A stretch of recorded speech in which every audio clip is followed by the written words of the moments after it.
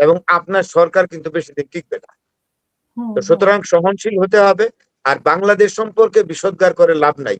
আমার এক প্রশ্নকারী ভাই এখানে প্রশ্ন করেছেন, ইনশাল্লাহ বাংলাদেশ ডিফেন্সে অনেক স্ট্রং আছে। হুম, সিলেটে আপনি তো জানেন, সিলেটে বিএসএফ গুলি করেছিল, বাংলাদেশের বিজেপি বর্ডার জি, গার্ড এটা রিটালিয়েট করেছে, সাংঘাতিক ভাবে হুম, জবাব দিয়েছে। তাই হবে, হুম, তাই হবে।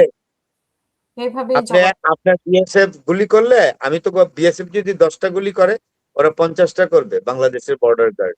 কোনো চিন্তার কোনো কারণ নাই।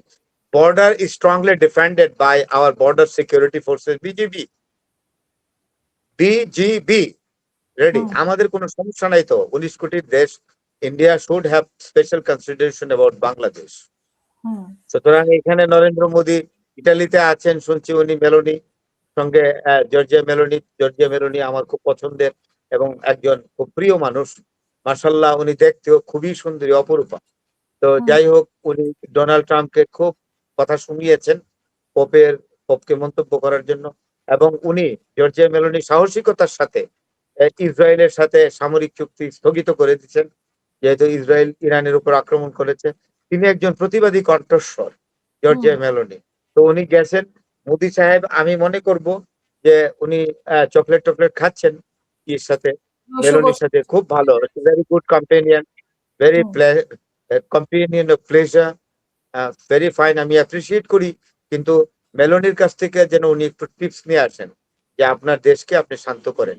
এইভাবে হুম, যদি কমিউনাল বিষয় ছড়িয়ে যায় ভারতে, ভারত বহু ভাষাভাষীর দেশ, বহু জাতিগোষ্ঠীর দেশ, ভারতের মানুষের বৈচিত্র্য চেহারা, উত্তর ভারতের যেই চেহারা, দক্ষিণ ভারতের মানুষের অন্যরকম চেহারা, বেঙ্গলের অন্যরকম চেহারা, পশ্চিম ভারতের রাজস্থানের মানুষের ভিন্ন চেহারা, ভিন্ন ভাষা, ভিন্ন খাদ্যাভ্যাস, এই সকল মেনটেন করেই কিন্তু ভারত তার কনস্টিটিউশন করেছে।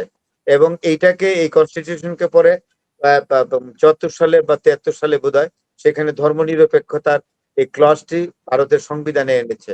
সুতরাং আমি আশা করি ভারতের যে মাইনরিটি আছে, শুধু মুসলমান না, সেখানে মুসলমান তো আছেই, তারপরে শিখ আছে, খ্রিস্টান আছে, বৌদ্ধ আছে, তারপরে অনেক আরো অন্যান্য নিহিলিস্ট আছে।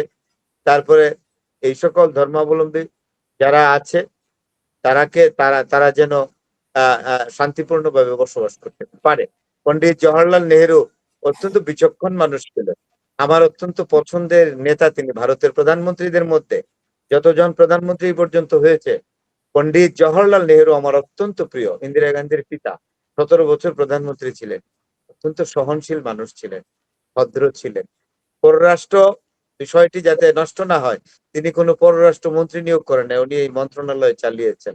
তা আমি মনে করব যে জওহরলাল নেহেরুর যে পররাষ্ট্র নীতি ছিল, সেটার জন্য বর্তমান বিজেপি সরকার যেন এটা একটু চোখ বোলান এটার উপরে। ধন্যবাদ। অসংখ্য ধন্যবাদ ফরাদ ভাই। আর প্রিয় দর্শক, আপনারা যারা শুনছেন, আপনারা হয়তো অনেকেই জানেন, হয়তো জানেন না।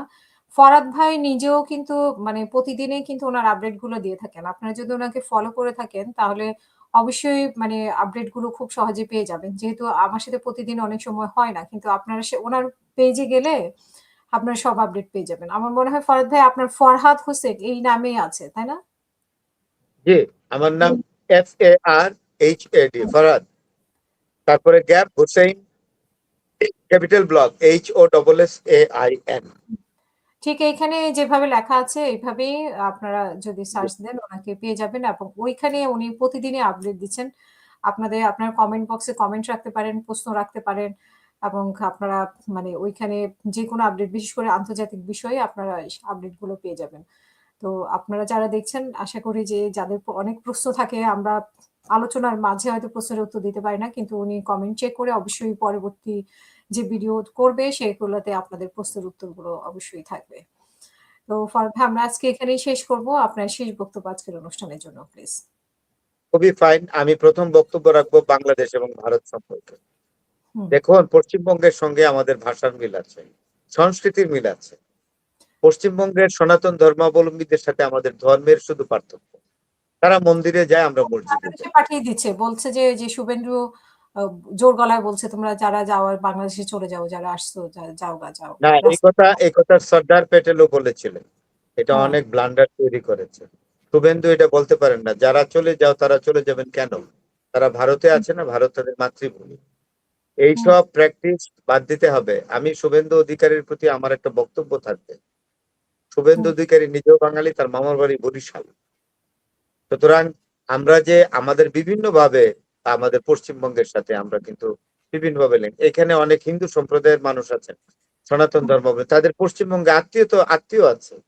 আবার হুম, পশ্চিমবঙ্গের হিন্দু সম্প্রদায়ের আত্মীয় বাংলাদেশে আছে এবং মুসলমানদের মধ্যে আছে। পশ্চিমবঙ্গে মুসলমানদেরও আত্মীয় আছে পূর্ববঙ্গে। পূর্ববঙ্গের মুসলমানদের আত্মীয় আসছে পশ্চিমবঙ্গে। আমি একজন বিখ্যাত মানুষের কথা বলি, এটা বলেই শেষ করব।